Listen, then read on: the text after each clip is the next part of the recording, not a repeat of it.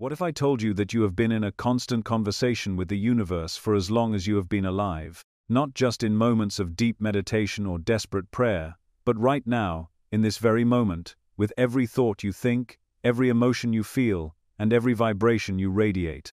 You have been sending signals without even realizing it. And the universe, this vast intelligent field of energy that permeates everything, has been answering back, faithfully mirroring the exact frequency you have been broadcasting. It is not a matter of whether the universe is listening to you. It always is. The real question is, are you aware of what you are saying? Every time you dwell on a thought, no matter how small, you send out a ripple of energy. That ripple is like a message, a frequency that carries not just the words in your head, but the emotional charge behind them. When you think about how unfair life feels, the frustration in that thought carries far more weight than the words themselves. When you imagine a future you desire, the excitement or doubt you feel is what the universe picks up on. This conversation is not conducted in English, Spanish, or any human language. It is spoken entirely in vibration, and whether you believe in it or not, you are fluent.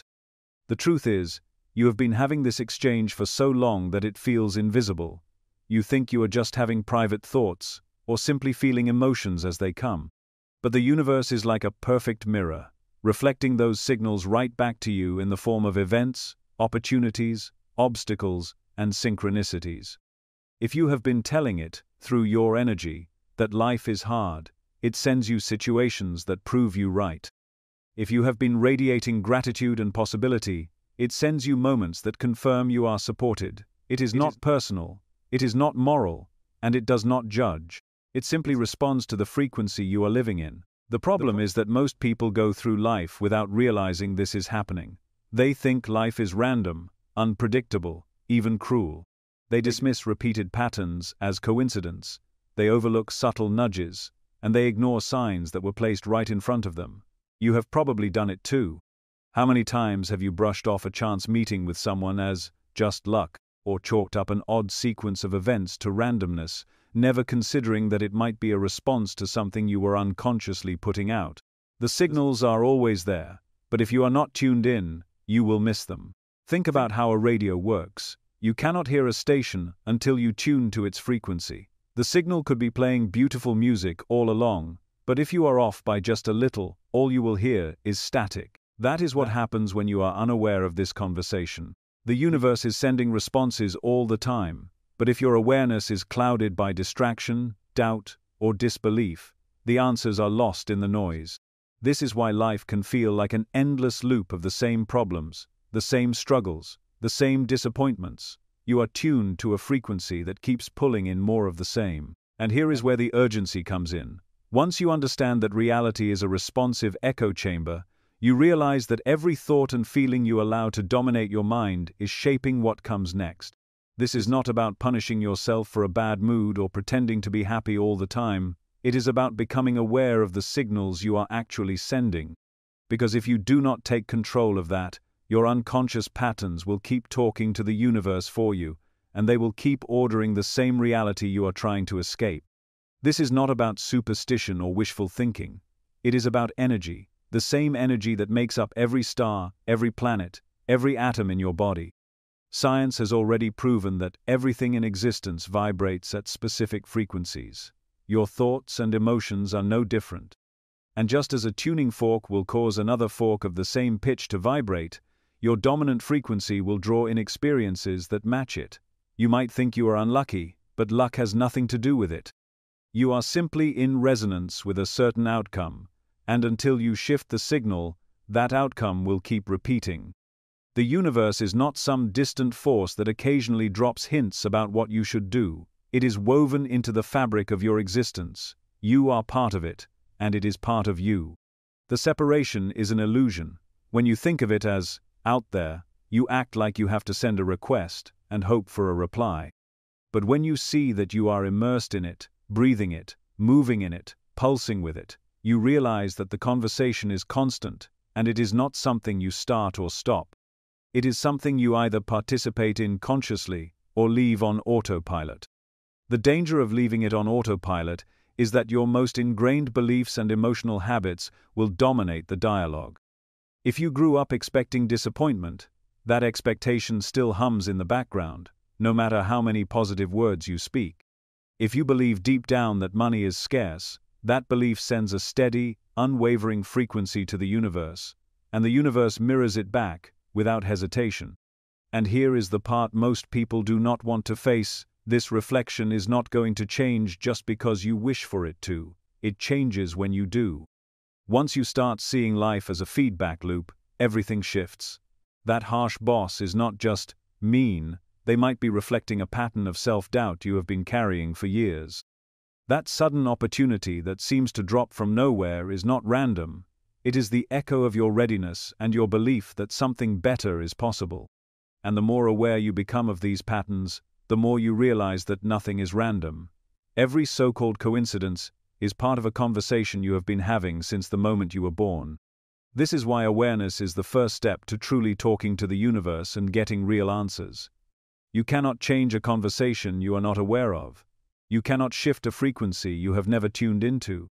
You do not have to figure it all out at once, but you do have to wake up to the fact that this dialogue is happening all the time.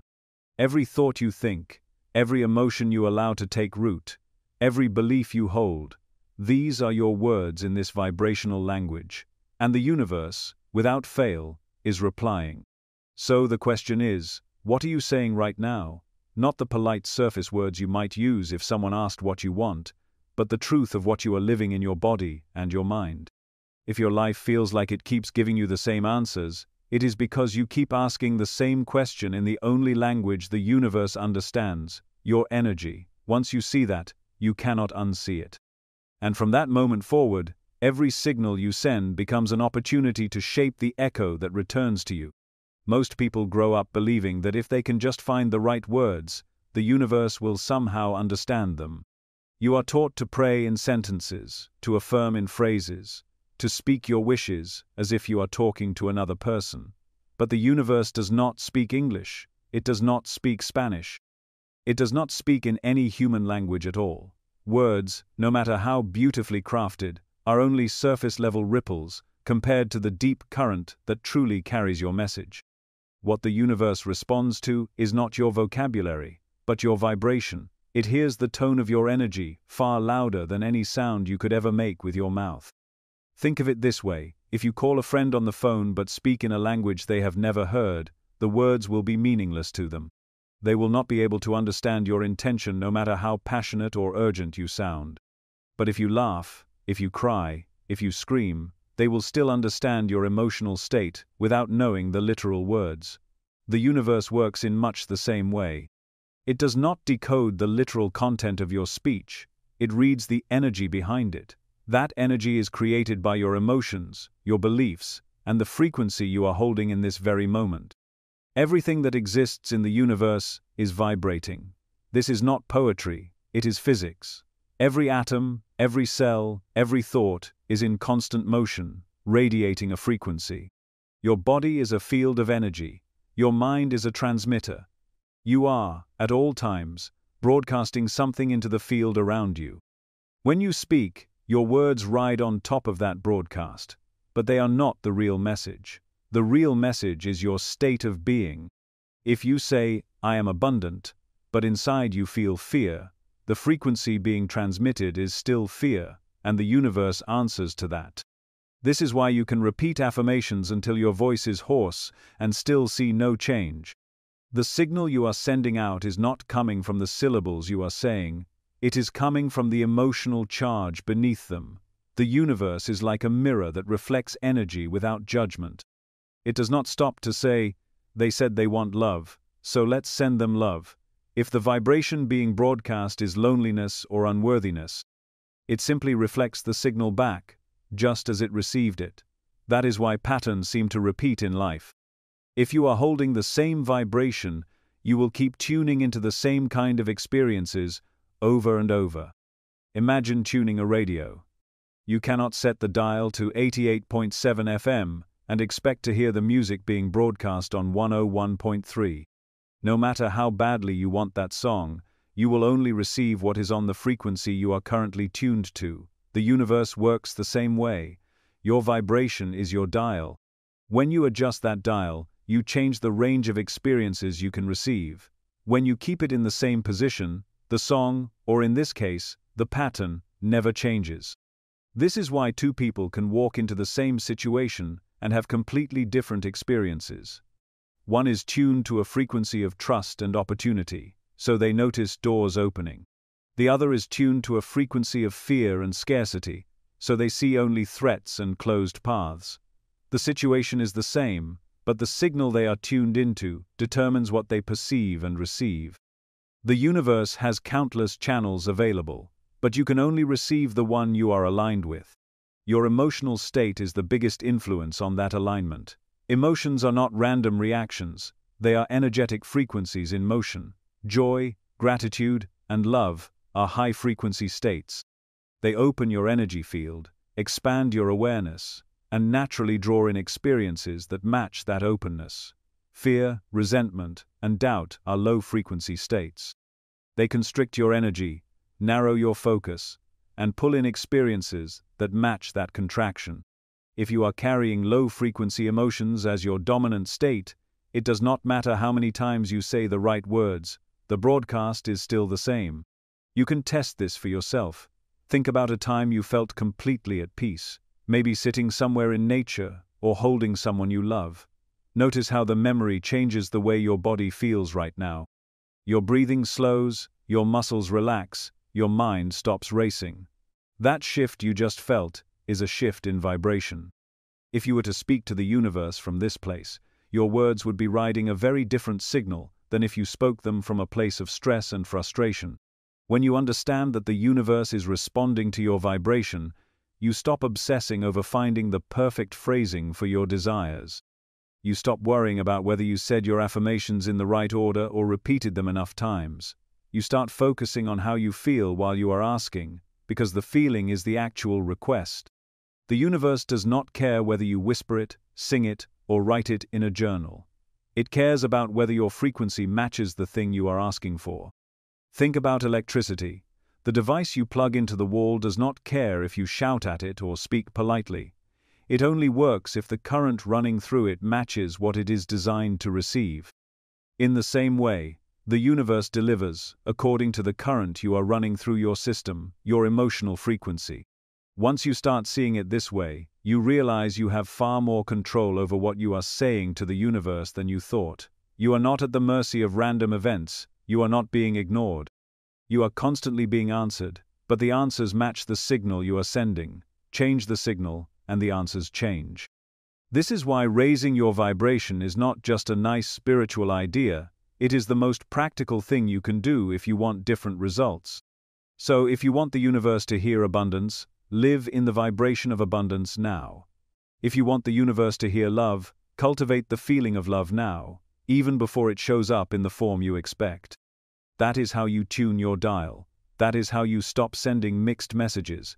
That is how you start speaking in the only language the universe truly understands, the language of energy. You can say the right words 1,000 times and still get nothing back if the vibration underneath them tells a different story. This is one of the most frustrating truths for people who are trying to consciously manifest a change in their lives. You may speak affirmations every morning. You may write down your goals in detail. You may even shout them to the sky with everything in you. But if, deep down, you carry a feeling that contradicts those words, the universe will respond to the feeling, not the sentence. It is not ignoring you, and it is not punishing you. It is simply responding to the dominant signal you are sending, and that signal comes from the alignment between your thoughts, emotions, and beliefs. Think about it like this. Your words are like the paint on the surface of a wall, but your beliefs are the foundation underneath. You can repaint the wall any color you want, but if the foundation is cracked, the paint cannot hide the instability. The universe does not just see the paint, it feels the whole structure. You might say you want love, but if you still feel unworthy of being loved, the energy you are putting out is not, love is coming, it is, I do not deserve love. And because the universe mirrors back the vibration you are living in, it will keep giving you situations that reflect unworthiness, people who cannot commit, relationships that fall apart, or complete absence of romantic opportunities. The mismatch between what you say and what you feel becomes the reason nothing changes. The same thing happens with money. You can speak all the wealth affirmations you want. You can visualize holding stacks of cash. But if every time a bill comes in you feel anxiety or dread, that emotional charge is the real signal you are broadcasting. You might be saying, "I am abundant," but the vibration the universe hears is, "There is not enough," and it will respond with experiences that confirm that scarcity, unexpected expenses, jobs that pay just enough to survive, opportunities that fall through at the last minute. The words you speak are like a mask, but the frequency beneath them is the truth the universe responds to. This is why so many people try to think positive and still see no results. They believe the key is to keep repeating the desire until it becomes real, but they never address the feelings and beliefs that are running in the background. You cannot simply plaster happy words over a foundation of fear and expect the structure to hold. It is not about saying the right thing until the universe finally hears you. It is about becoming the kind of person who naturally carries the vibration of what you want. When you are in alignment, the words and the energy match, and that is when the results begin to show up with ease. You have to understand that the universe is like a perfect listener that cannot be fooled by appearances. It does not hear the rehearsed speech you give it every morning. It hears the frequency you live in for the other 23 hours of the day. If that frequency is filled with doubt, lack, or self-criticism, those are the messages that are sent out continuously, drowning out the brief moments of positive talk. The universe is not ignoring your request. It is just reflecting the signal that is loudest and most consistent. Imagine someone telling you they trust you completely, but their actions show suspicion and hesitation. No matter how many times they say the words, you can feel the truth underneath. The universe operates the same way. It is not impressed by declarations. It responds to what is real. If your feelings, thoughts, and beliefs are not aligned with your words, then your request is like static on a radio. The message gets lost, distorted, and unclear. But when everything aligns, the signal is pure, and the response is unmistakable. So the real work is not in talking more, but in shifting the inner state that fuels the talk. If you want love, you have to address the part of you that feels undeserving. That means going deeper than the surface. It means asking yourself where that belief came from, how it has shaped your experiences, and what it would take to truly believe that you are worthy of deep, healthy love. It means practicing self-respect and self-compassion until those qualities are not just ideas, but a natural part of your energy field. When you feel worthy without needing to convince yourself, the universe will reflect that worthiness in the people and opportunities it brings you. If you want wealth, you have to shift the way you relate to money itself. That means catching the reflexive panic when a bill arrives and replacing it with trust that more is on the way. It means celebrating every dollar that comes in, no matter how small, because that celebration matches the vibration of abundance. It means making decisions from a place of, "There will always be enough," instead of, "I have to hold on to everything or I will lose it." When you carry the feeling of abundance in your body, when you live as though you are already supported, the universe will match that with actual support. Alignment is about consistency between what you want, what you say, and what you believe. It is about removing the internal contradictions so that the signal you are sending is clear. This does not mean you have to be perfect or never feel doubt. It means you become aware of when the doubt is speaking louder than the desire, and you do the work to bring yourself back into alignment. That work might look like reframing your thoughts, processing old wounds, or practicing gratitude until it shifts your emotional state. Over time, this becomes less about effort and more about who you naturally are. The most liberating part of this truth is that you are not stuck with your current vibration. Just because you have spent years sending out mixed signals does not mean you cannot change the conversation. Every moment is a chance to choose a new frequency.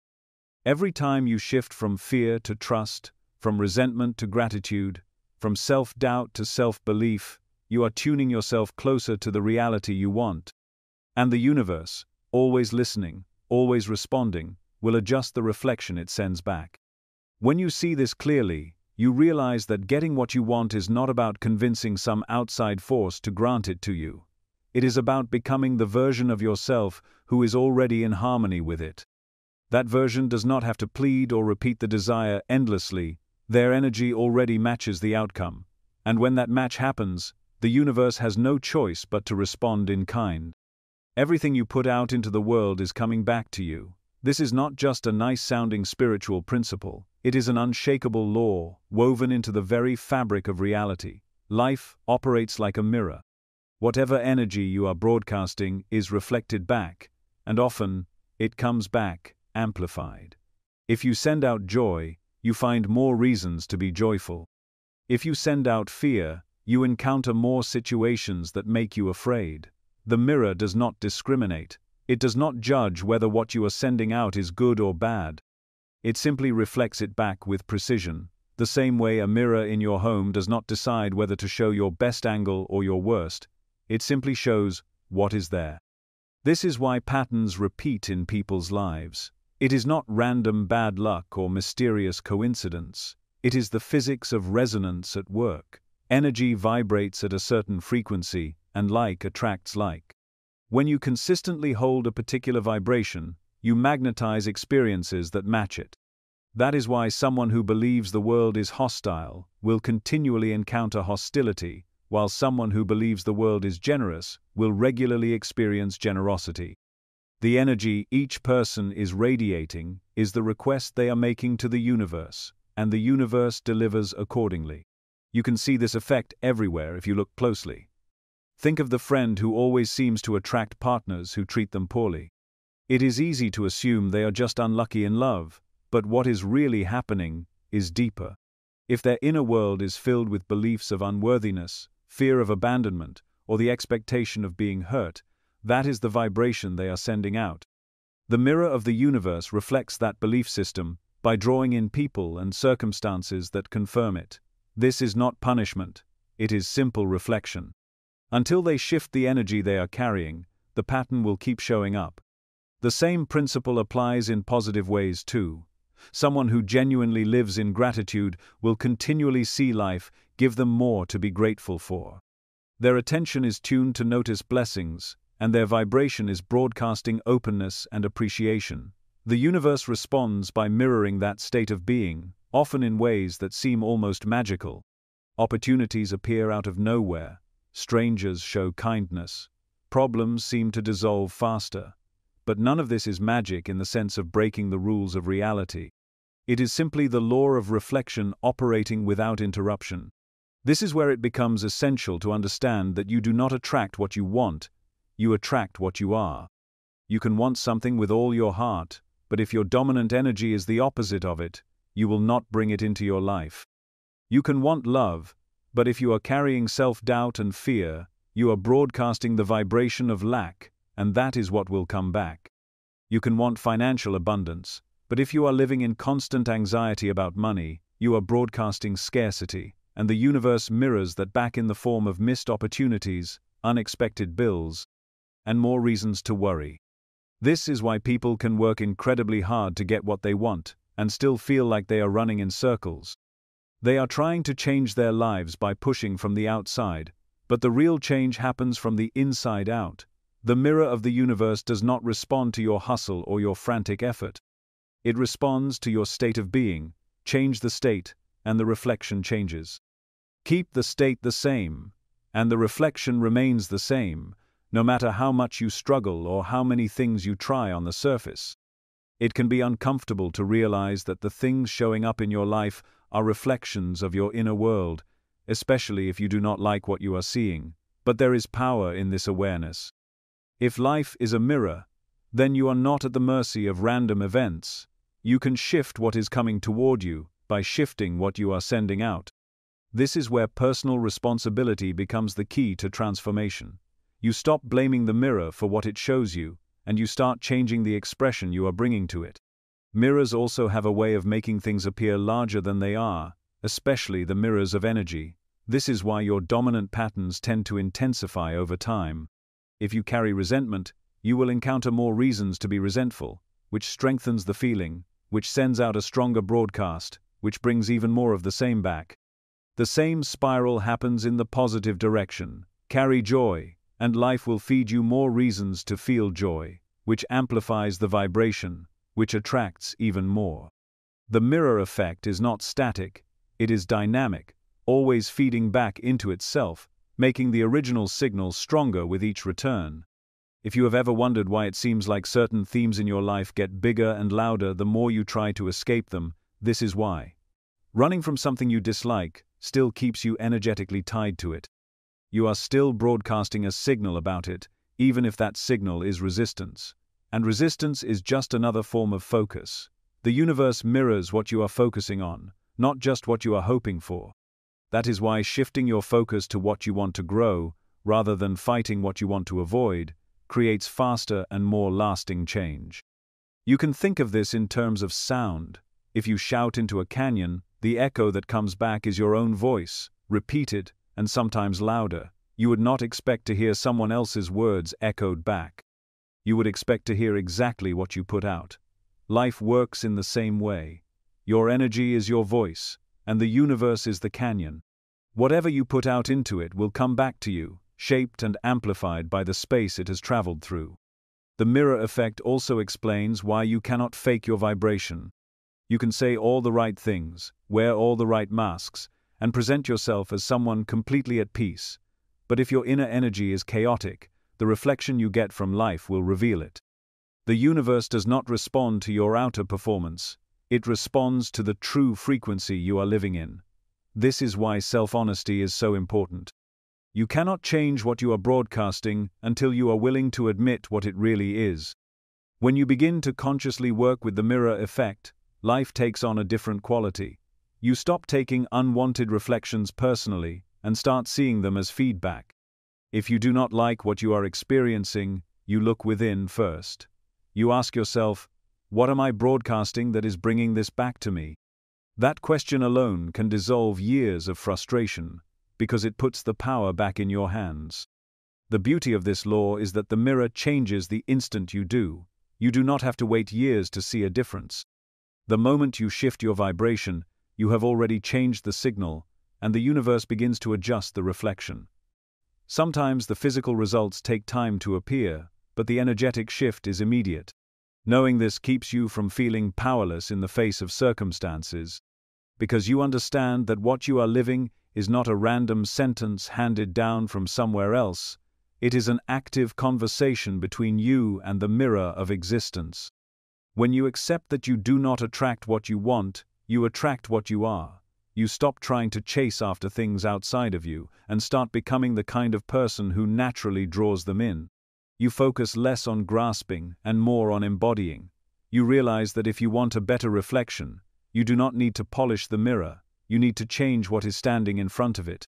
And the moment you do, you step into the role of co-creator rather than passive observer, watching the mirror shift to match the new frequency you have chosen to live in. Most people think of prayer as asking for something they do not yet have, sending a wish up into the sky in hopes that someone or something will hear it and decide to grant it. They treat it like a transaction. If they say the right words enough times or prove themselves worthy, they might be rewarded. But this is why so many prayers feel unanswered. True prayer is not begging. It is not convincing an outside power to change your circumstances. True prayer is alignment. It is stepping into the vibration of the thing you desire and speaking from the knowing that it is already yours. It is not about reaching out for something far away. It is about becoming the version of you that already lives in the reality you want to create. When you pray from desperation, you reinforce the feeling that you are separate from what you want. You might say, "Please help me find love." But the emotion behind those words is loneliness. You might plead, "Please give me money to pay my bills." But the energy underneath is fear and lack. In both cases, the frequency you are sending to the universe is not, "I have," it is, "I don't have." And the universe responds to that frequency with more situations that match it. This is why intentional prayer is not about pleading for change, it is about declaring and embodying the reality you want, as if it already exists. Think about the difference between asking and declaring. Asking says, "I need this to happen." Declaring says, "This is happening." Asking places the power outside of you. Declaring anchors it within you. When you declare something in prayer, You are not waiting for evidence, you are choosing to become the evidence. You are stepping into the feeling of it being done, and allowing that vibration to fill your body. The universe does not need to be convinced by your words. It responds to the alignment of your state of being. To pray intentionally, you must first shift your emotional state before you even speak. This means tuning yourself to the feeling of the outcome you want, so that by the time you say the words, your vibration is already a match for them. If you are praying for health, you do not start in the mindset of sickness and try to climb your way out with sentences. You start by imagining the energy of vitality moving through your body, breathing deeply, and feeling the relief and gratitude of being whole. If you are praying for financial abundance, you do not begin with anxiety over your bank account. You imagine what it would feel like to have more than enough, to know that your needs are met, to feel the lightness and freedom of financial flow. One of the most powerful ways to do this is to use your senses. Your mind can be tricked into feeling something is real when you involve as many senses as possible. Before you pray, close your eyes and place yourself in the reality you are calling in. If you are praying for a loving relationship, picture holding the person's hand, feel the warmth of their skin, hear the sound of their laughter, smell their cologne or perfume, and most importantly, feel the safety, joy, and connection in your chest. Let your body believe it is happening now. When you speak your prayer from that place, you are not speaking as someone hoping to receive, you are speaking as someone who is already there. Gratitude is another key to intentional prayer. Gratitude is the language of already having. When you give thanks for something as if it already exists, you bypass the vibration of lack entirely. Instead of saying, "Please let me have this," you say, "Thank you that this is here now." Even if the physical evidence has not appeared yet, your gratitude locks you into the vibration where it exists. The universe feels that frequency and responds in kind. This is why so many powerful teachers have said to pray as if it is already done. Gratitude is how you do that. You also need to clear your energy before you pray. If your mind is racing with fear, resentment, or doubt, those emotions will thread themselves into your prayer. Take a few minutes beforehand to breathe deeply, release tension from your body, and quiet your thoughts. Sometimes this can be as simple as inhaling deeply for a count of 4, holding for 4, exhaling for 4, and holding again for 4. This steadies your nervous system and opens space for a higher vibration to take over. The clearer your mind, the cleaner the signal you are sending. Another practical step is to use "I am" statements in your prayer. "I am" is the most powerful declaration you can make because it speaks directly to your identity. You are not saying, "I want to be healthy," you are saying, "I am healthy." You are not saying, "I hope to be abundant," you are saying, "I am abundant." These statements bypass the future and root your desire in the present moment. And since the universe responds to what you are now, not what you hope to be later, this form of prayer anchors your request in the only time the universe operates, now. It is also important to release the need to control the how. When you pray intentionally, you are not dictating every step of how your desire will come to you. You are declaring the end result and trusting the universe to arrange the details. This trust keeps your vibration open and receptive. When you cling to a specific plan, you introduce resistance. When you release control, you stay aligned with the energy of having and allow the universe to deliver in ways you may not have imagined. Finally, you must let the prayer settle into you, and then live as if it has already been answered. This is where many people break alignment. They pray in a high vibration but then return immediately to doubt, fear, or frustration. Intentional prayer is not a momentary performance. It is the beginning of an energetic commitment. You carry that vibration into your actions, your choices, and your daily mindset. You speak about your life as if what you declared is already part of it. You make decisions from that reality. You hold the energy of it not just while you are praying, but as you move through the rest of your day. When you understand prayer in this way, it becomes less about hoping and more about embodying. It becomes a practice of alignment rather than a ritual of desperation. And when your words and your vibration are a match, the universe does not have to be convinced. It simply responds, because you have already become the thing you asked for. This is the shift that turns prayer from a request into a creative act, from a moment of longing into a moment of creation. When you pray intentionally, you are not just speaking to the universe, you are speaking as the universe, affirming what is already true in the field of infinite possibilities, and allowing it to take shape in your life. If speaking to the universe is one half of the conversation, then meditation is the other. It is the part where you stop transmitting and start receiving. Most people never hear what the universe is saying to them because their minds are too loud. Thoughts race, emotions churn. The to-do list never stops scrolling in the background. It is like trying to hear a whisper in the middle of a roaring crowd. Meditation is stepping out of that crowd. It is creating a quiet room in your consciousness where the signals from the universe can actually be heard. Without that quiet, you can ask for answers all day long and still miss them when they arrive, because they rarely shout. They arrive softly, with the subtlety of a breeze brushing your skin. Silence is not just the absence of noise. It is a space you create within yourself, a stillness that allows something greater to step in. In that stillness, your energy changes. The tension in your body begins to dissolve, the constant chatter of your mind slows down, and you start to feel a wider awareness that is not caught in the push and pull of your daily concerns. In that expanded awareness, you are more able to sense the gentle nudges, the quiet knowing, and the flashes of insight that the universe has been sending all along. The answers have always been there. You just have to tune yourself to receive them. The problem is that most people approach meditation like a performance.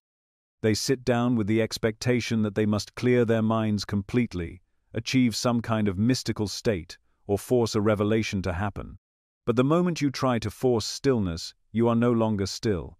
Meditation is not about muscling your way into peace, it is about letting go enough to allow peace to find you.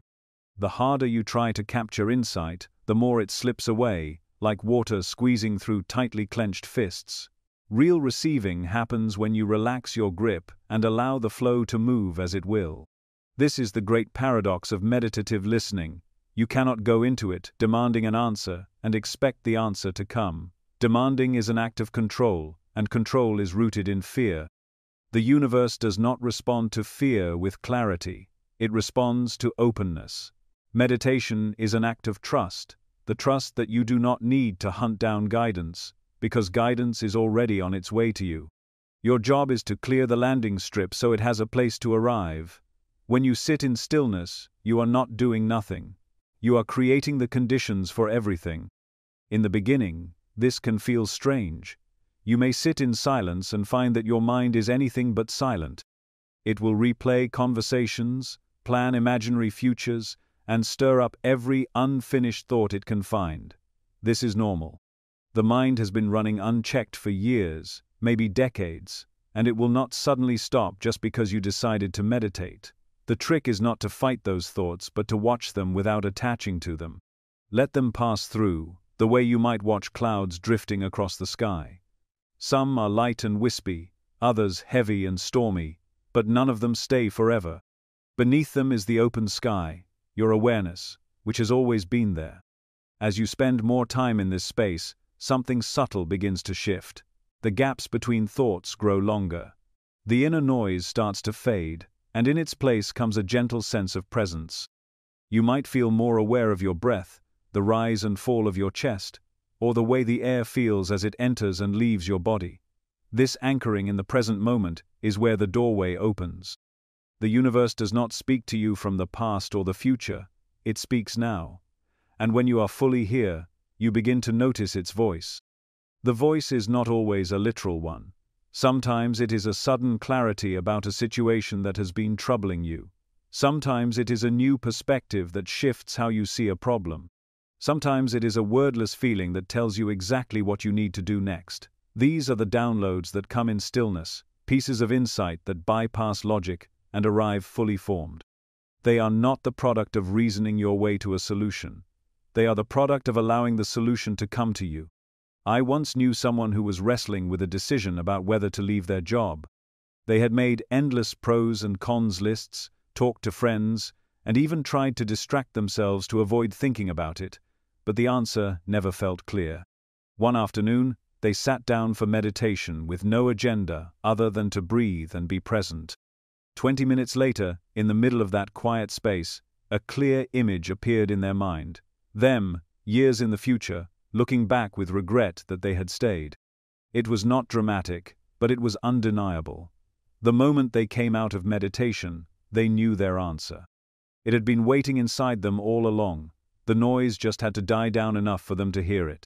This is why meditative listening is such a powerful part of talking to the universe. If all you ever do is speak, through prayers, affirmations, or mental requests, you are only having half the conversation. You may pour your heart out, but without making space for the reply, you leave the other half of the dialogue unheard. Imagine calling a friend, telling them everything you want to say, and then hanging up before they can respond. That is how most people communicate with the universe. Meditation is the pause where you stay on the line. In those pauses, you may not always get an immediate flash of inspiration, and that is okay. Sometimes what you receive is simply the restoration of your own balance. Sometimes it is the lifting of tension or a renewed sense of trust in the timing of things. These are answers too. Not every reply from the universe arrives as a step-by-step plan.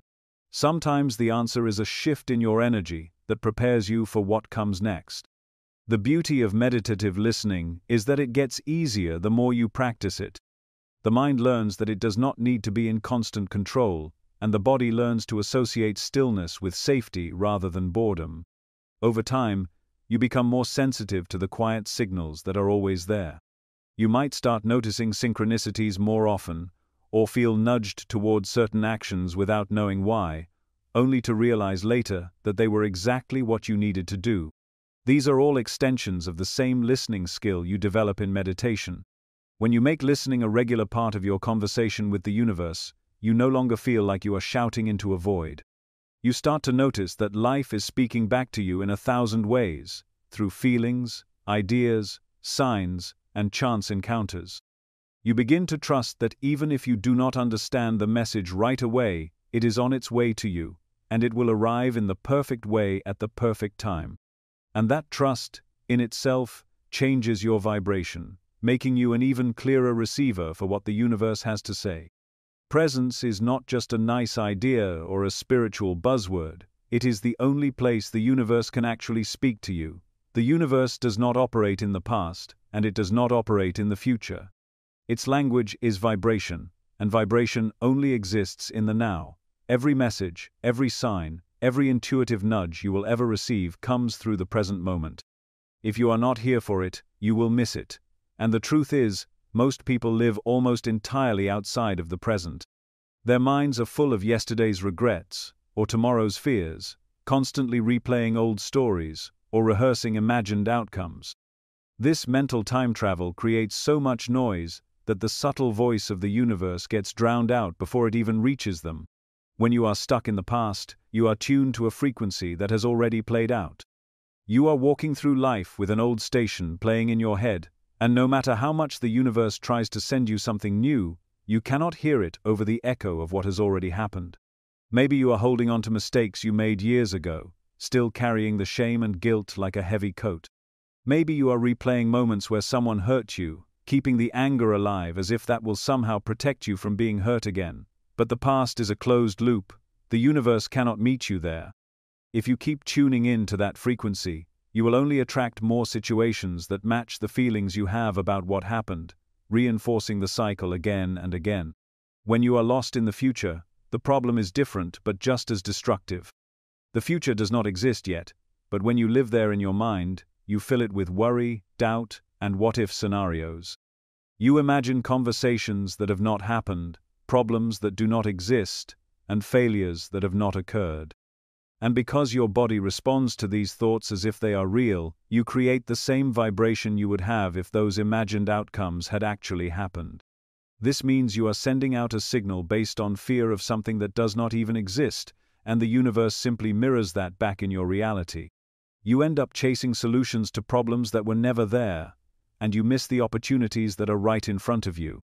Presence is the antidote to both of these traps. It is the point where you stop dragging the past behind you and stop running ahead to a future that has not arrived.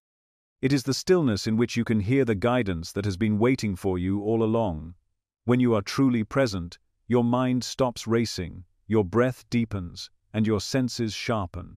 You start to notice things you would have overlooked, a sudden thought that feels different from the rest, the repetition of a certain symbol in your environment, the way someone's words seem to answer a question you had not even asked out loud. The universe speaks through these moments, but you can only hear them when you are here now. Anchoring yourself in the present begins with your breath. The breath is always happening in the now, and it is the most direct doorway back to presence. When you notice your thoughts running wild, stop and take a slow, deep breath in through your nose, feeling the air fill your lungs. Hold it for a moment, then exhale gently through your mouth, letting your shoulders drop and your body soften. Do this a few times, and pay attention to the rhythm. In, hold, out, pause. As you do, your attention naturally shifts from the noise in your head to the simple act of breathing. This creates space, and in that space, the signal from the universe can finally come through. Sensory awareness is another powerful way to anchor yourself in the now. Wherever you are, take a moment to notice 5 things you can see. Then notice 4 things you can touch, 3 things you can hear, 2 things you can smell, and 1 thing you can taste. This simple exercise pulls you out of the mind's stories and places you directly into the reality unfolding around you. You cannot list what you see, hear, and feel without being present to it, and as soon as you are present, you have stepped into the only place where the universe can meet you. You can also practice presence by slowing down your movements and paying attention to what you are doing as you are doing it. If you are washing dishes, feel the warmth of the water on your hands, notice the sound of it splashing against the sink, see the way the soap bubbles catch the light. If you are walking, pay attention to the sensation of your feet meeting the ground, the rhythm of your steps, the movement of your body with each stride. These small acts of mindfulness bring you back into alignment with the now, and when you are in alignment with the now, you are in alignment with the universe. One of the biggest obstacles to presence is the mind's belief that it is safer to prepare for every possibility than to simply trust the moment. The mind will say, if I can just figure out what might go wrong, I can protect myself.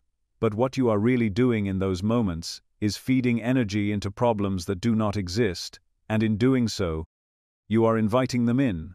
Presence is not about ignoring reality. It is about facing reality as it is right now without adding layers of imagined past or future. It is about meeting life directly instead of through the filter of your fears and assumptions. When you begin living with radical presence, you will notice something extraordinary. Life starts to feel richer, fuller, and strangely more cooperative. You begin to see how the right people, opportunities, and insights show up exactly when you need them. You are no longer trying to force the timing or control every detail because you are too busy being here to worry about what comes next. And in that space, the universe can do what it does best: respond to the vibration you are actually living in right now. The more you practice being present, the more natural it becomes, and the more obvious the universe's responses appear. You will see patterns and connections that you would have missed before. You will hear a lyric in a song that answers the question you have been thinking about all day. You will open a book at random and find the exact sentence you needed to read. You will think of someone, and they will call you within minutes. These things are not coincidences. They are the echoes of your conversation with the universe, made clear because you were here to receive them. Radical presence is not something you master once and then keep forever. It is something you return to again and again, each time you notice yourself drifting into the past or future. It is the practice of coming home to yourself in this moment, no matter what is happening. And every time you do, you are stepping into the exact place where the universe can reach you, guide you, and reflect back the vibration you are choosing to live in. Presence is not just a spiritual habit, it is the foundation of clear communication with the infinite. When you live here, in the only moment that truly exists, you are speaking the same language as the universe, and it cannot help but answer. Before you expect an answer from the universe, you have to decide what signal you are actually sending, not what you wish you were broadcasting, not what you are trying to fake with perfect affirmations. The real signal, the one your body carries, the one your emotions are humming, the one your nervous system believes, asking with energy, is about sending that signal on purpose instead of by default. It is the difference between mumbling a request while your posture slumps and declaring it with your entire being. When your energy is clear, the conversation becomes simple. When it is scrambled, your requests collide mid-air and return as static. You have felt this before. Those moments when you wanted something so badly but your chest was tight, your breath was shallow, and your mind kept whispering reasons it would not work. You were speaking one thing and broadcasting another. The universe answered the broadcast. So the work is calibration. You tune yourself before you ask. Think of it like placing an order in a busy cafe. If you walk up and say, "Just give me anything," then change your mind 3 times while the barista is already making it, your drink will arrive late or wrong. But if you step up, look them in the eye, and say, "I would like a double espresso, extra hot, no sugar," and then you stand at the pickup counter with quiet certainty, your cup shows up exactly as requested. Energy works the same way. Specific signal, consistent signal, no mixed messages. Start by interrupting the noise that distorts your field. Sit down or stand tall with your feet on the ground. Feel the weight of your body supported by the earth. Put one hand on your belly and one hand on your heart. This is not a performance. This is you choosing clarity. Close your eyes long enough to notice where tension is living in you. Jaw, shoulders, stomach. Let your awareness rest there without trying to fix anything. Acknowledge the tension the way you would acknowledge a child who needs attention, warmly, without judgment. Then breathe low and slow. Inhale through the nose until your lower hand rises. Exhale gently until it falls. Aim for a steady rhythm that feels kind to your system. Count if it helps. 4 in, 6 out. Letting the exhale be a little longer so your body reads the message of safety. Do this until your breath and your heartbeat feel like they are on the same page. You are already changing the station. Now open space in the chest. Imagine your breath moving in and out through the center of your heart. Picture that area softening with each exhale, brightening with each inhale. You are not forcing an emotion here. You are inviting one. Call up a memory that effortlessly evokes appreciation, not fireworks, just a warm, steady glow. The way sunlight feels on your face on a cool morning. The sound of someone you love, laughing. The relief of slipping into clean sheets. Let that appreciation spread from the chest outward, like warm water filling a basin. Stay with it for a minute or two, not because the universe needs you to, but because your nervous system does. Appreciation is a fast path to coherence, that aligned state where your thoughts, emotions, and body signals stop arguing and begin to cooperate. In coherence, your transmission becomes clear. Once your energy softens and steadies, get honest about the request. Most people ask for an outcome when what they really want is a state. You say you want the job, but what you actually want is freedom and meaningful contribution. You say you want the relationship, but what you actually want is to give and receive love with ease. If you ask for the thing while vibrating with the state you fear losing, you create static. Instead, ask from the state you want to live in. This is not pretending, it is alignment. Feel for the essence, the texture of the experience, then, let your body rehearse it right now. If it is freedom, feel your ribs expand and your shoulders drop. If it is love, feel your chest warm and your breath deepen. If it is abundance, feel the quiet sufficiency that needs nothing to be complete in this moment. Your body is your transmitter. Train it to speak your request clearly. Now frame the ask in clean language that your system believes. Out loud or silently, say something simple and steady. I am ready to align with work that uses my gifts and pays me well. Show me the next right step. Or, I am ready to give and receive healthy love. Guide me to what serves that. Or, I am available for financial flow that matches my value. Reveal my aligned actions. Notice how these statements establish a state and invite guidance at the same time. There is no begging, there is no bargaining, there is clarity and cooperation. You are not commanding life to obey you. You are consenting to the version of life that matches who you are choosing to be. Hold that state long enough for your body to register it as familiar. 10 slow breaths. a minute or two, not because longer is holier, but because repetition is how your nervous system learns. Then let the request go the way you would let a paper lantern rise, open hands, eyes soft, watching it lift without chasing it.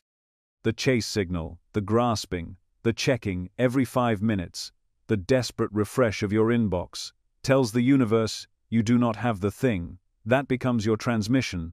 Letting go does not mean apathy. It means you have placed a precise order and you are not running back to the counter to change it every 30 seconds. You are available for confirmation and willing to be surprised by the route. As you move through your day, act like someone who just placed a clear order. That does not mean pretending you already have the outcome. It means taking aligned steps that match the state. If you asked for meaningful work, you polish your portfolio with an open chest and a calm breath, rather than doom-scrolling job boards with a clenched jaw. If you asked for healthy love, you set a boundary with kindness instead of people-pleasing from fear. If you asked for abundance, you pay a small bill with gratitude rather than dread. Micro-actions carry macro energy. Each step is a vote for the signal you sent. When doubt appears, and it will, you do not wrestle it to the ground. You recognize it as a stray transmission from the old station. Note it, breathe, return to coherence, hand to heart. Appreciation. 1 minute is enough to bring your field back into alignment. Then you continue. This is how you remove mixed signals. You do not pretend you never waffle. You just refuse to broadcast the waffle as your dominant tone. It helps to set a clean parameter for confirmation, not as a test, but as a way to keep your mind from spiraling. Quietly say, if I am aligned, let confirmation be obvious and kind, then release it. Do not micromanage the form.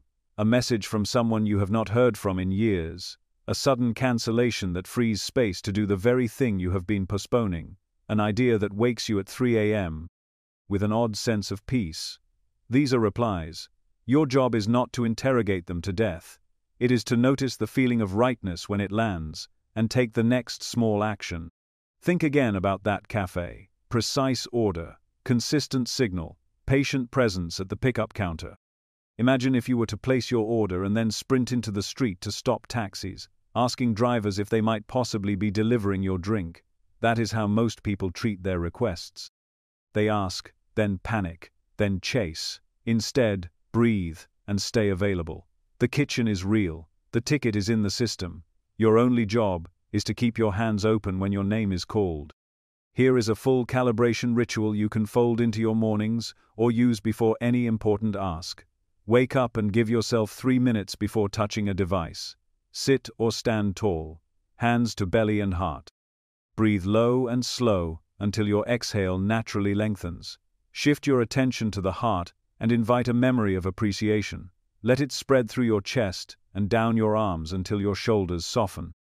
Name the state you intend to live in today. Freedom, ease, clarity, courage, love, sufficiency. Let your body rehearse it for 10 quiet breaths. Now phrase your ask as an alignment. I am ready to be guided into state in the form that serves the highest good. Show me the next step. Open your eyes. Take one small action that matches the state. Send the email, tidy the space, go for the walk, drink the water. Then move into your day like someone who trusts their order is on the way. Return to the heart anytime the signal blurs. 2 breaths are enough to retune. You will know this is working not because everything arrives instantly, but because your inner weather changes first. You will feel less frantic and more guided. You will notice that the timing of events begins to make a strange kind of sense. You will catch yourself acting in ways that once felt out of reach. That is confirmation. The outer reflection follows the inner transmission. If old patterns echo back, do not declare the ritual broken. Treat those echoes as the last rings of a bell you have stopped striking. Hold steady. Keep broadcasting the new tone. The mirror must adjust. Asking with energy is not about manipulating the universe. It is about removing the interference that manipulates you. It is not about demanding outcomes.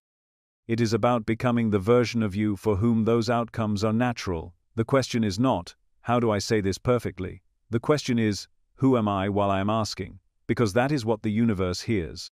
Not your grammar, not your eloquence, your state. Speak your request with your whole being. Place a precise order. Keep your signal clean. Act like someone who trusts the pickup counter.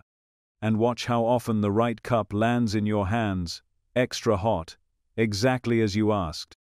Synchronicity is one of the universe's most elegant ways of answering you. It is the meeting point where your inner world and the outer world line up in such a perfect way that it almost feels staged. You think of a person, and they call you out of the blue. You ask for guidance, and within hours, a book falls open to the exact words you needed to read. You see the same unusual symbol over and over, in places it should not logically appear. These are not random events. They are signposts, little markers placed in your path to let you know that your question has been heard and your signal is being answered. The beauty of synchronicity is that it bypasses the logical mind entirely, the lamb. It speaks directly to your intuition, that deeper knowing that recognizes truth without having to reason it out. Inviting answers through synchronicity begins with clarity. You have to know what you are asking for before you can recognize the answer. This does not mean you need to control every detail of how the answer arrives. In fact, trying to do so will limit the magic of the process, but you do need to hold a clear intention. You might ask the universe to show you whether a certain decision is right for you. You might want confirmation that you are on the right path. You might be seeking reassurance that something you desire is already moving toward you. Whatever it is, define it in your mind and heart. Then, let that intention be broadcast through your energy. Once you have set the intention, you can take it a step further by requesting a specific sign or symbol as confirmation. This could be something ordinary but uncommon enough to stand out, a particular animal, a certain number sequence, a color, an object, or even a phrase. The key is to choose something that will catch your attention but is not so common that you see it every day without meaning. When you ask for this sign, speak to the universe as you would to a trusted friend. Be open, direct, and sincere. For example, you might say, "If I am meant to move forward with this, show me a white feather in an unexpected place within the next 48 hours. Or, if I am on the right path, let me see the number 777 3 times this week." After you have asked, the most important step is to release your grip on the outcome. This is where many people block the process without realizing it. If you spend the next 2 days frantically scanning every corner of your environment for the sign, you are no longer open, you are forcing. The energy of forcing creates tension, and tension scrambles the signal. The universe speaks most clearly when you are relaxed and receptive, not when you are hunting for proof. So, instead of obsessively looking for the sign, shift your focus back to living in alignment with your intention. Let the sign come to you naturally. When the sign does appear, you will often feel an inner shift, a subtle recognition that goes beyond logic. It might come with a wave of warmth in your chest, a sudden smile you cannot explain, or a deep calm that settles in your body. That feeling is your intuition confirming the message. It is not just about what you saw or heard, it is about how it resonates with you in that moment. This is why openness is so important.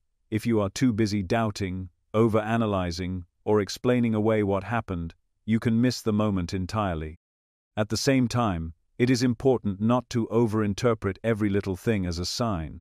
If you choose a white feather as your symbol, and then see one on a pillow the next morning, you do not automatically assume that is your confirmation, especially if it is something you see regularly.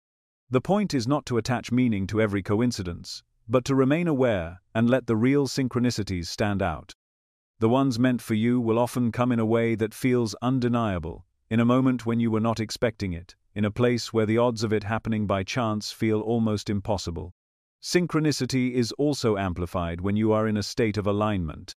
The more your thoughts, emotions, and actions are in harmony with your intention, the more quickly the universe responds with these mirrored experiences. Think of it like tuning a radio. When you are perfectly tuned to the frequency of what you desire, the signal comes through clearly, without static. This is why detachment is so powerful in this process. When you release the need to control when and how the sign comes, you move into the exact vibration where it can appear effortlessly. Sometimes the signs come in layers, and you might receive more than you asked for. You might see the symbol you chose and then, within hours, hear a song lyric that echoes your intention, followed by a chance encounter with someone who offers advice that lines up exactly with your question. This is not the universe trying to convince you because it thinks you will not believe the first sign. It is simply how energy flows once you are in alignment. The signs multiply because you are tuned into them.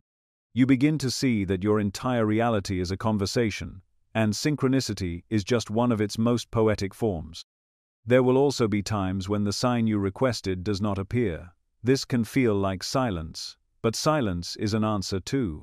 It might mean that what you are asking for is not aligned with your highest good, at least not in the way or the timing you are envisioning. It might mean that there is something better on the way, or that you need to shift your vibration before the answer can arrive. In these moments, the absence of a sign is not rejection, it is redirection. Trust that the universe's silence is guiding you just as much as its confirmations. Over time, as you practice inviting answers through synchronicity, you will begin to notice that you no longer have to ask as often. The signs will start showing up on their own, as part of the ongoing dialogue between you and the universe. You will see the repeating numbers, the symbolic animals, the perfectly timed conversations, and you will know exactly what they mean without having to overthink it. You will stop wondering if you are making it up because the consistency and precision of these experiences will be impossible to ignore. The real gift of this practice is not just in getting confirmation about a specific decision or desire, it is in deepening your trust. The more you see the universe meeting you in these ways, the more you realize you are never walking alone. The signs remind you that you are part of something intelligent, responsive, and intimately connected to you, and when you live with that awareness, your relationship with life changes. You stop moving through the world like it is random, and start experiencing it as a co-created masterpiece, full of messages meant just for you. When you invite answers through synchronicity, you are not asking the universe to prove itself. You are inviting it to speak to you in a language beyond logic, a language that blends mystery with precision. And when you stay open, detached, and aligned, the answers arrive in ways that make you pause, smile, and say, "I see you." That recognition is the bridge between you and the infinite. And once you start walking it, you will never again doubt that the universe is always speaking. When you reach out to the universe, the biggest obstacles to receiving a clear answer are rarely outside forces. They're the silent saboteurs, living in your own mind and energy. You might not even realize they're there, quietly scrambling the signal you're sending and distorting the response you're meant to receive. Overthinking is one of the most common culprits. It's like dialing a number, then repeatedly hitting buttons while you wait, confusing the system on the other end. You ask for guidance, but instead of letting the energy settle and flow, you start replaying the question in your mind, layering it with what-ifs, doubts, and endless scenarios. The result is static. You drown out the signal with mental noise. It's not that the universe isn't answering you, it's that you've created so much chatter inside yourself that you can't hear it. Doubt is another form of interference. When you ask for something but secretly question whether it's possible, you're essentially sending two contradictory requests at once. Imagine placing an order and then immediately calling back to cancel it, over and over. That's what doubt does to your energetic request. The universe isn't judging you, but it's mirroring your mixed signals. You can't stand in two places at once and expect clarity. Faith and trust don't mean blind belief. They mean choosing a state of alignment long enough for the energy you've set in motion to take shape. Fear, too, can wrap itself around your request like a shadow. Fear doesn't just block answers, it bends them. It changes the way you perceive signs and guidance, often making you interpret neutral or even positive signals as warnings or dead ends. If you're afraid of the answer, you'll unconsciously filter for information that confirms your fears. You'll see closed doors where there are open ones, and you'll hesitate when the very thing you've been asking for arrives. And then there's impatience, one of the most powerful saboteurs of all. Impatience doesn't just disrupt your energy, it broadcasts the belief that what you've asked for isn't coming, or isn't coming fast enough. This energy of lack ripples out and echoes back to you in the form of more waiting. It's like planting a seed and then digging it up every day to see if it's growing. In your urgency to see results, you interrupt the process that would have naturally delivered them. Impatience is an unspoken statement to the universe. I don't trust you, and the universe responds to your dominant energy, not your words. Resistance can be more subtle. Sometimes you've asked for an answer, but deep down, you're not ready to receive it. You might have an attachment to things staying the same, even if you think you want change. The signs show up right in front of you, but because they don't look the way you expected, you dismiss them. Resistance narrows your field of vision, so you only notice what matches your preconceived ideas. You could be standing in the exact doorway you've been trying to find, but if you're still holding on to the picture in your mind of how it should look, you'll walk right past it. The tricky thing about these saboteurs is that they often disguise themselves as logic, caution, or being realistic. You convince yourself that second-guessing your intuition is just being thorough, or that analyzing every angle is being responsible. But in reality, you're keeping your energy in a constant state of flux, never letting it fully lock onto the frequency that would deliver what you've been asking for. Your job isn't to micromanage the process. It's to hold a clear, steady vibration long enough for it to do its work. Sometimes, the silence you think you're getting from the universe isn't silence at all. It's a response you can't hear because your own energy is too loud. Clearing the path for answers doesn't require more effort, it requires less interference. It's about letting go of the compulsion to control every step and trusting that once you've sent the signal, the universe knows exactly where to find you. The more you release the need to make it happen, the more space you create for it to happen. When you remove overthinking, doubt, fear, impatience, and resistance, you discover that the universe has been speaking to you all along. The signs become obvious, the synchronicities undeniable. You'll realize that guidance isn't something rare or difficult to receive. It's the most natural thing in the world once you stop sabotaging it. The universe doesn't withhold answers. It simply reflects back the energy you hold. Change the energy, and the conversation changes instantly. The universe is constantly replying to you, but rarely in the way you might expect. Its answers don't usually arrive as a booming voice from the sky or a blinding flash of light that instantly changes everything. Instead, they slip into your life in forms so natural and seamless that you might miss them if you are not paying attention. They blend into your day like they have always belonged there, a passing thought, a random conversation, a sudden inner certainty, a repeated image that seems to follow you. The extraordinary thing about the way the universe speaks is how ordinary it looks on the surface, yet how perfectly timed it is beneath the surface. When you begin to understand this, you stop waiting for grand, cinematic moments, and start listening more closely to the subtle cues that are already surrounding you. One of the most common ways the universe replies is through intuitive nudges. These are the quiet, almost imperceptible pulls you feel toward or away from something. They can appear as sudden ideas that seem to come out of nowhere, a persistent feeling you cannot explain, or a gentle but undeniable sense that one path feels lighter and another feels heavy.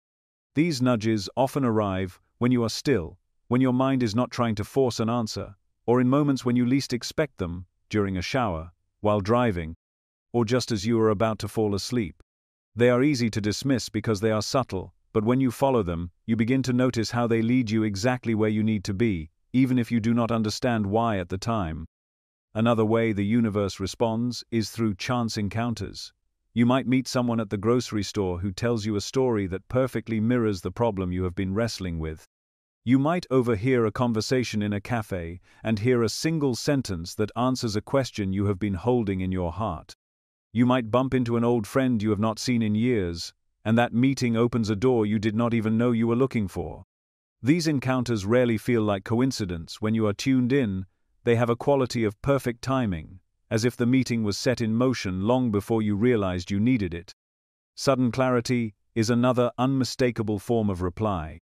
This is when you have been turning something over in your mind for days, weeks, or even months, and then, without warning, the answer clicks into place. It might come in the middle of a conversation, while reading a book, or even as you wake from a dream. There is no logical chain of reasoning that explains why you suddenly know what to do. You just know. The decision that felt heavy a moment ago becomes light. The confusion you could not shake dissolves into certainty. This kind of clarity is often the result of energy aligning behind the scenes, allowing you to finally see what has been there all along. Repeating signs are another powerful way the universe communicates.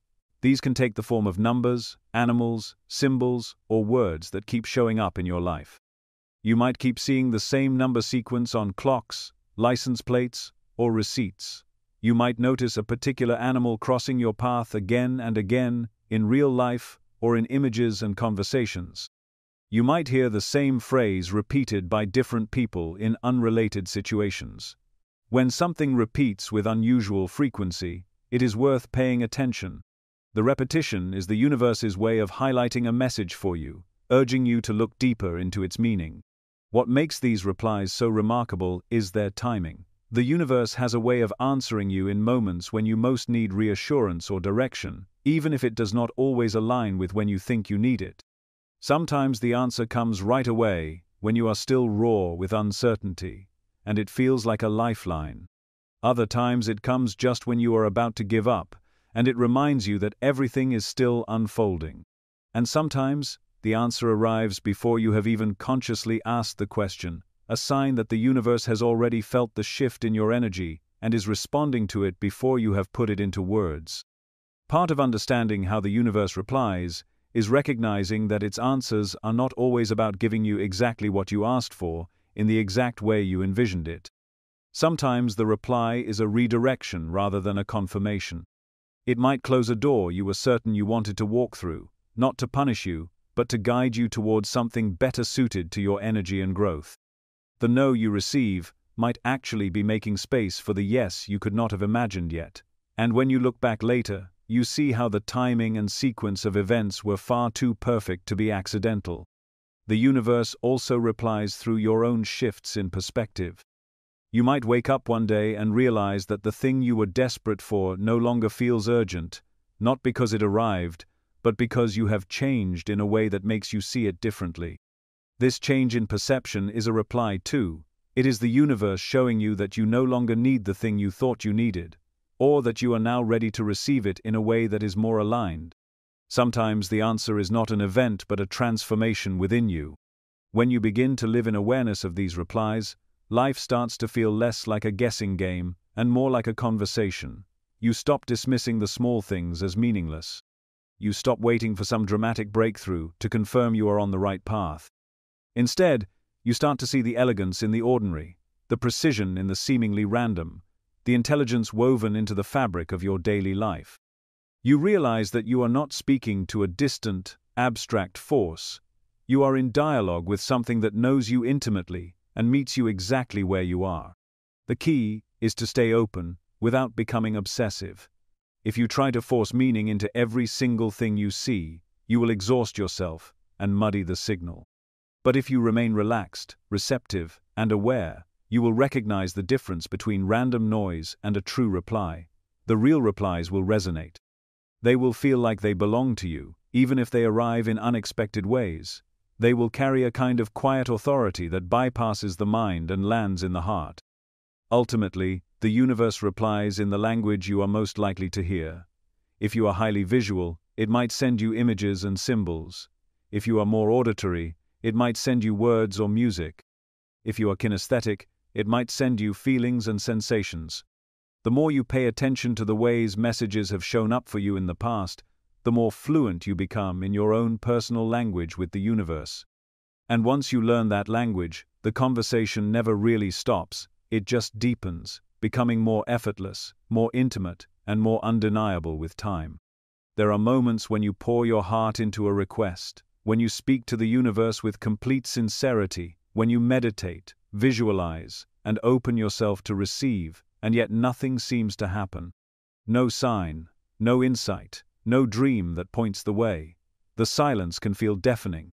You might start to wonder if you are being ignored, if your voice is too small to be heard, or if you somehow missed the one chance you had to get through.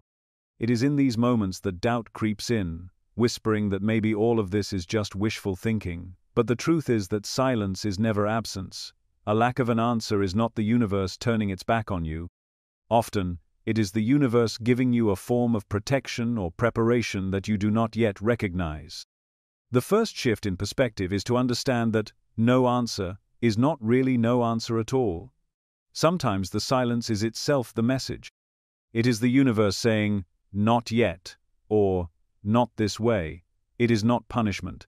It is timing. The path you are meant to walk may not be visible yet because the ground is still being laid ahead of you.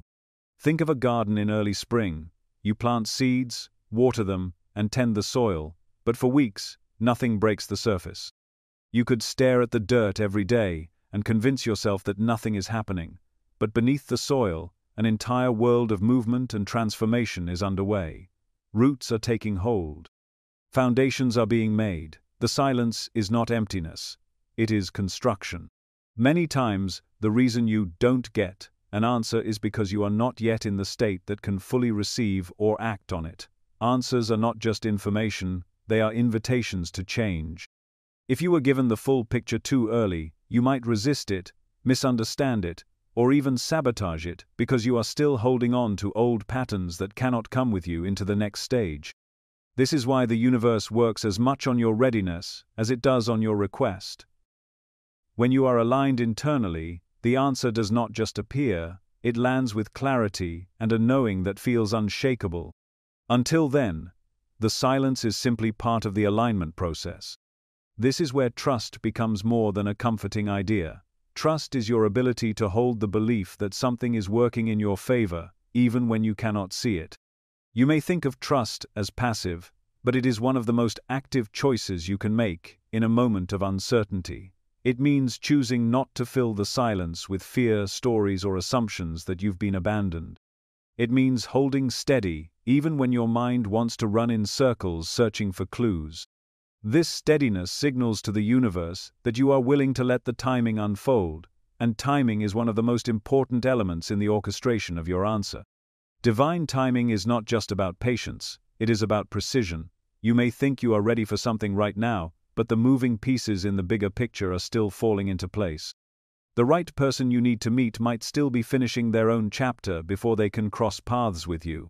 The opportunity you have been asking for might still be forming behind the scenes, waiting for the perfect conditions to align so that it can appear in a way that is undeniable. If it arrived too soon, you might dismiss it, not recognize it, or lack the resources to step into it fully. The delay is not a denial, it is choreography. Sometimes, the silence you experience is not because the universe is withholding from you, but because you have already been given the answer and are overlooking it. Answers rarely arrive in the dramatic form we expect. More often, they come as quiet nudges, synchronicities, or subtle feelings that pull you in a certain direction. If you are looking only for a flashing sign or a perfect sentence spoken in meditation, you may miss the whisper in a conversation, the line in a book that catches your breath, or the feeling of lightness that comes when you consider one choice over another. The universe speaks fluently in subtlety, and learning to listen for the quiet forms of guidance is as important as receiving the big, clear ones. There are also times when what you interpret as no answer is really the answer you do not want to hear. If you are deeply attached to one specific outcome, you may unconsciously filter out anything that contradicts it. You ask for clarity, but if clarity comes in the form of, "This is not the right path," you might convince yourself that you have not heard anything at all. In truth, you have heard, you are just not ready to accept it. This is why part of the art of communicating with the universe is surrendering not only the timing, but the form the answer takes. You cannot ask for truth and then demand it look a certain way. In these moments, your work is to stay open, not closed. Ask yourself honestly if you are willing to hear an answer that does not match your preference. If the answer is no, then that is where the silence comes from, not from the universe ignoring you, but from your own resistance to receiving anything outside of what you want to hear.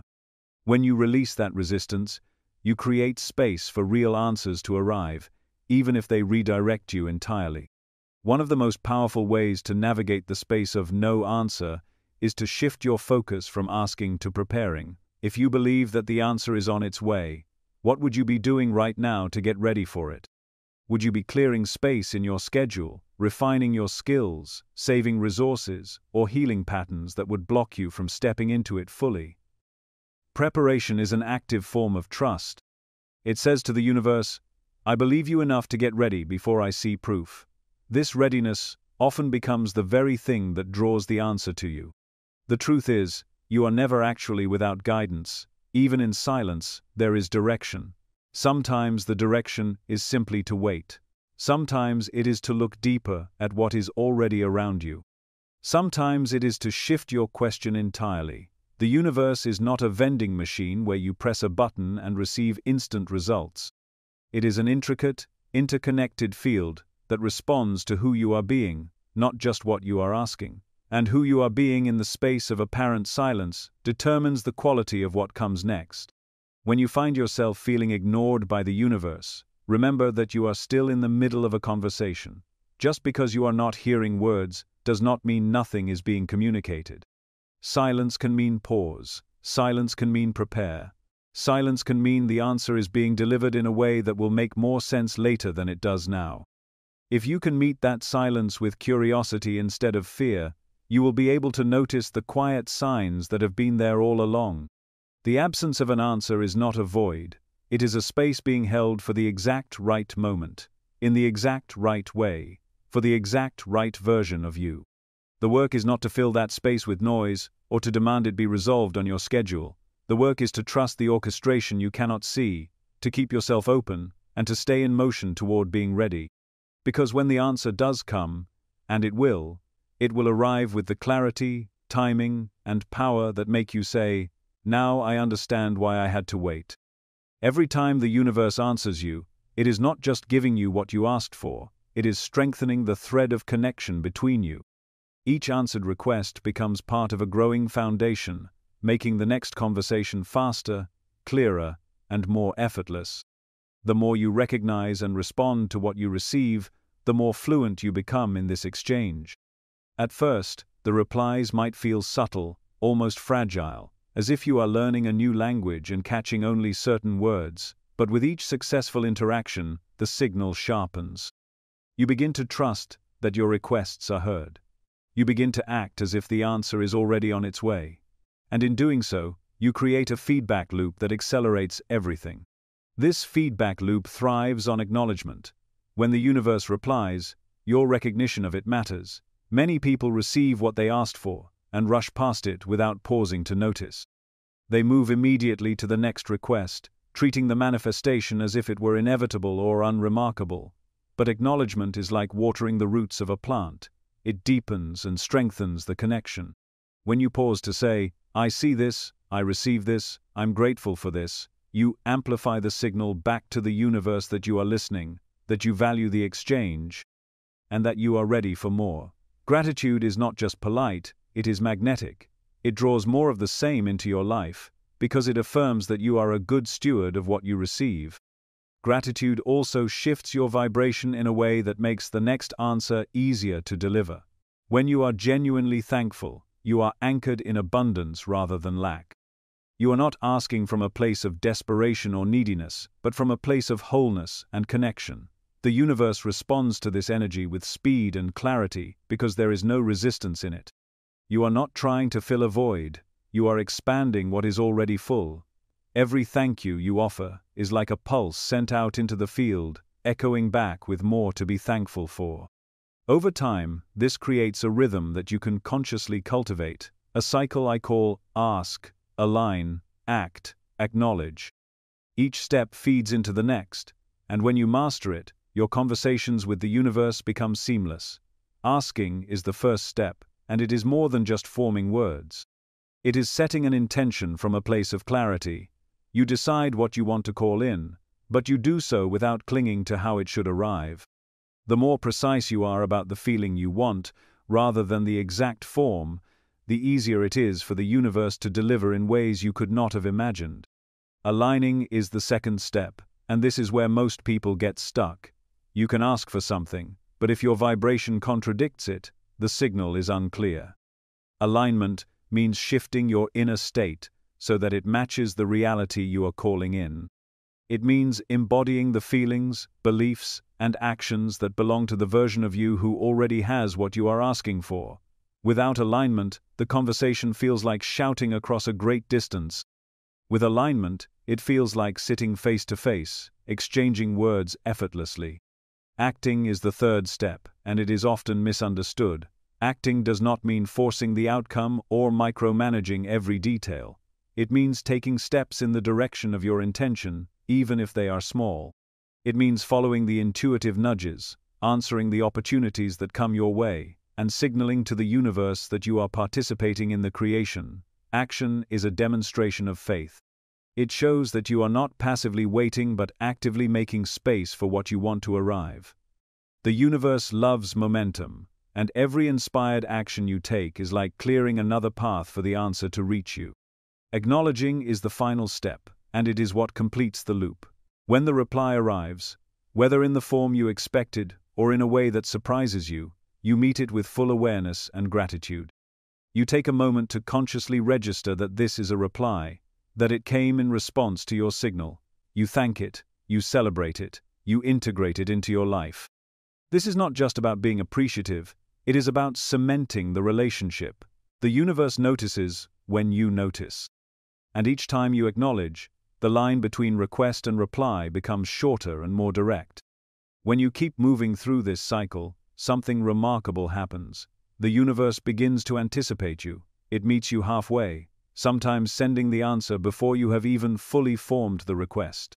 This is not because you are special in a way others are not. It is because the feedback loop has become so strong and so consistent that the energy between you and the universe flows without interruption. You are no longer fumbling for the right words or wondering if you are being heard. You are co-creating in real time. It is worth noting that the loop can also work in reverse if you are not mindful. If you ask from a place of fear, fail to align with the energy of your request, ignore the opportunities to act, and overlook the replies you do receive, the conversation slows down. The signals become weaker, and it can feel like the universe is not listening. In truth, it is always listening, but your side of the exchange has become muddled.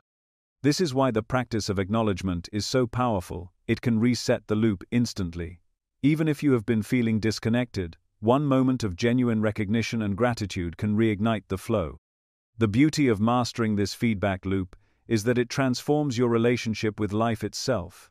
You no longer feel like you are tossing wishes into a void and hoping something will stick. You move with the knowing that every intention you set, every feeling you embody, every inspired action you take, and every reply you acknowledge is part of an ongoing living dialogue. You trust the pauses as much as the answers.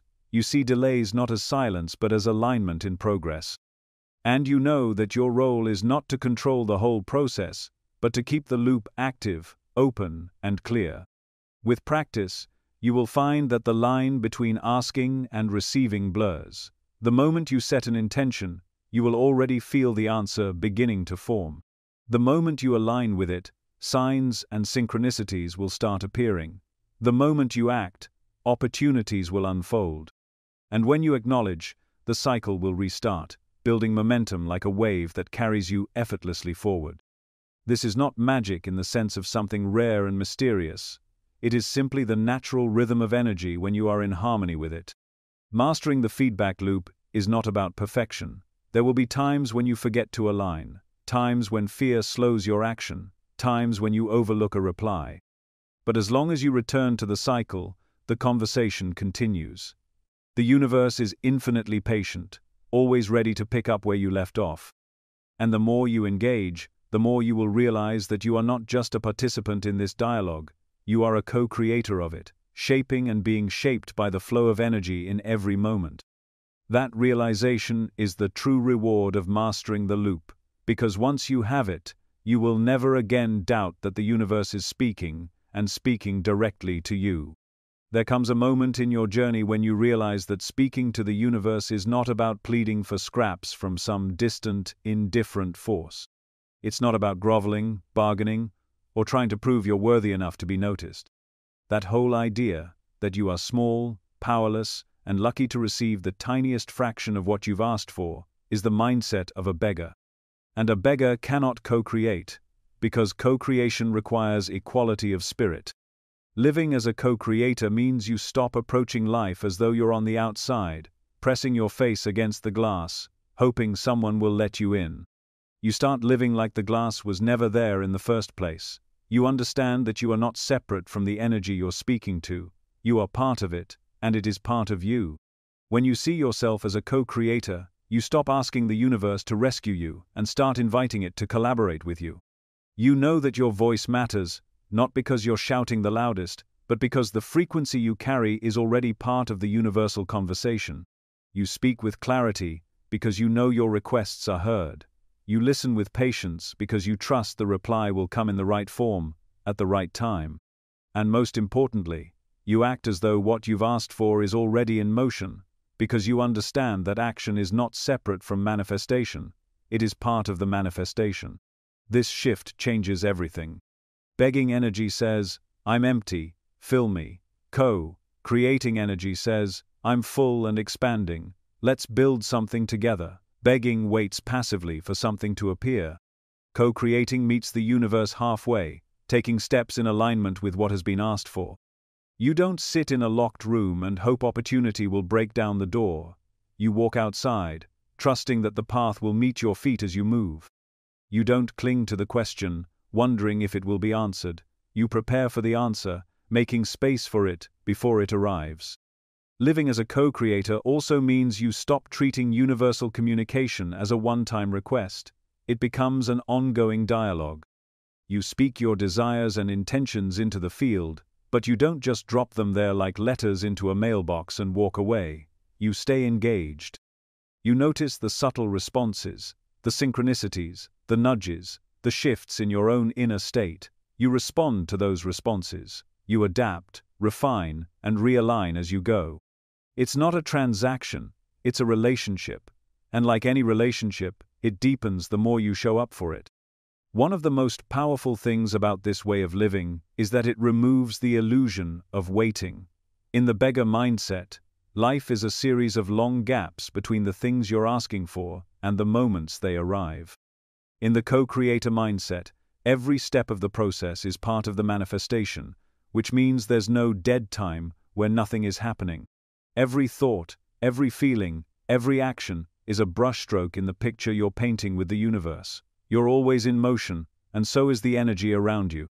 The universe is not a vending machine where you insert your request and stand there hoping it doesn't get stuck. It's more like a dance partner. Sometimes you lead, sometimes it leads, but you're always moving together. And in that movement, there is a rhythm that starts to emerge, a rhythm you can feel in your body when you're in alignment. You begin to sense when it's time to act boldly and when it's time to hold still. You can tell when a door is ready to open and when it's better to let it stay closed for now.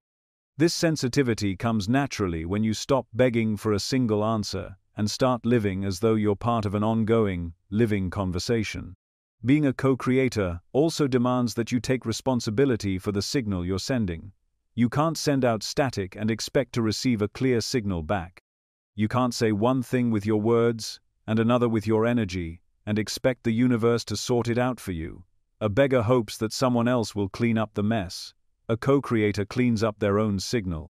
You pay attention to your thoughts, your emotions, and your actions, not in a perfectionist way, but in an intentional way. You know that every frequency you broadcast is a message, and you choose those messages with care.